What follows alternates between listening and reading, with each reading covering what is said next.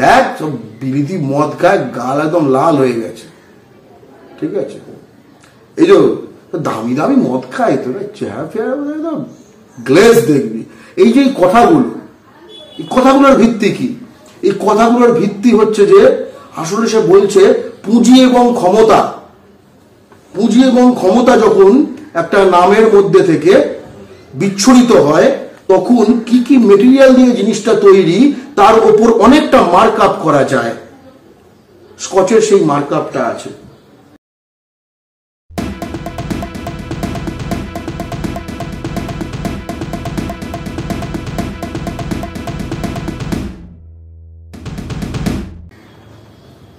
Scotch হচ্ছে স্কটল্যান্ডের বাংলা, কিন্তু স্কটল্যান্ড ব্রিটেনের মাধ্যমে বাংলাকে দখল করেছে, বাংলা স্কটল্যান্ড দখল করেনি।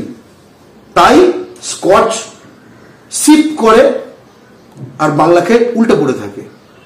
ঠিক আছে, এবং একটা জিনিস আমাদের বুঝতে হবে, এটা অর্থনীতির একদম মৌলিক বিষয়, যে ধরো এইটা তোমার জিনিস দেখাচ্ছি, এটা হচ্ছে চিনেমাটি।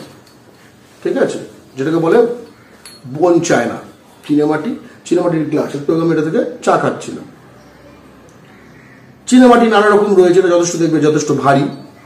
এটা আমি যখন মার্কিন যুক্তরাষ্ট্রে যখন গবেষণা পড়তাম তখন এইটা কিন্তু একটা দাম হবে, যদি ভালো কোয়ালিটির তৈরি একটা দাম হবে, কিন্তু এর দামের মূল জায়গাটা কিন্তু দেখতে পাচ্ছ না। এর দামের মূল জায়গাটা হচ্ছে এই সিরাকিউজের 1871 সালের এই যে কোম্পানিটা, তারা এইটা বানায়। ফলে সিরাকিউজের যে বোন চায়না মেটেরিয়াল, তার এইটার জন্যই এটার দাম অন্যগুলোর থেকে বেশি।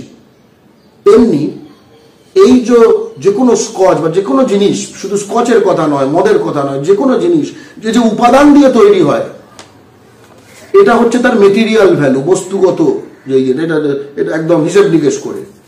কিন্তু এর যে সামাজিক, যে কল্পনার, যে অ্যাসপিরেশনাল ভ্যালু রয়েছে, যে স্বপ্নময়, যে থেকে যেসব মানে যে চেতনা থেকে বাঙালিদের বা নিপীড়িত জাতির যারা, তাদের মধ্যে এই ধরনের বাক্য বিন্যাস তৈরি হয়, দেখ সব বিলিতি মদ খায়, গাল একদম লাল হয়ে গেছে। ঠিক আছে, এই যে দামি দামি মদ খায় তোরা চেহারা ফেয়ারা একদম গ্লেজ দেখবি। এই যে কথাগুলো, এই কথাগুলোর ভিত্তি কি?